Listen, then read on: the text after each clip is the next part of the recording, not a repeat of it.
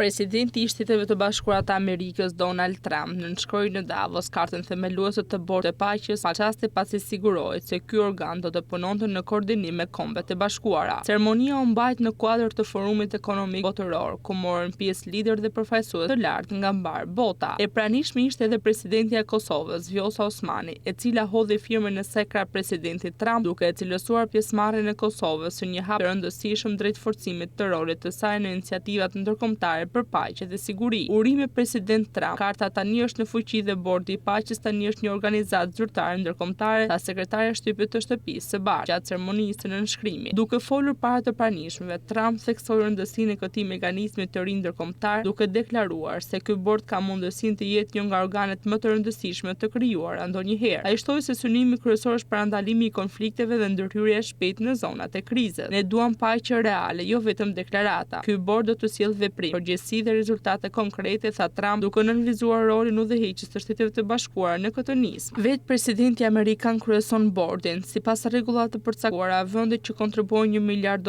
mund të sigurojnë antarësim të përhershëm, ndërsa shtetet e tjera të shërbejnë për mandate të kufizuara kohore. Pak nga aleatet perëndimor të Washingtonit e kanë pranuar ftesën për të bashkuar me bordin, me Hungarinë si të vetëm anëtare të Bashkimit Evropian që kanë nënshkruar deri më tani. Ndërkohë Shqipëria, Argjentina, Bielorusia, Egjipti, Izraeli, Maroku, Pakistani, Katari, Arabia Saudite, Turqia, Emiratet e Bashkuara Arabe dhe Vietnami janë ndër vendet që kanë rënë dakord të marrin pjesë. Dy nga rivalet më të mëdhenj të Washingtonit, Rusia dhe Kina, u ftuan gjithashtu, por ende nuk kanë dhënë angazhime të qarta. Trump fillimisht e konceptoi bordin si një organ për të mbikëqyrur rindërtimin e ripit të Gazës pas luftës 2 vjeçare midis Izraelit dhe grupit militant Hamas, por më vonë sugjeroi se roli i tij mund të zgjerohet globalisht. Kur u pyet në Davos nëse ky bord mund të zëvendësojë Kombet e Bashkuara, Trump u përgjigj shkurt: "Mundet, nëse funksionon më mirë dhe më shpejt se jo."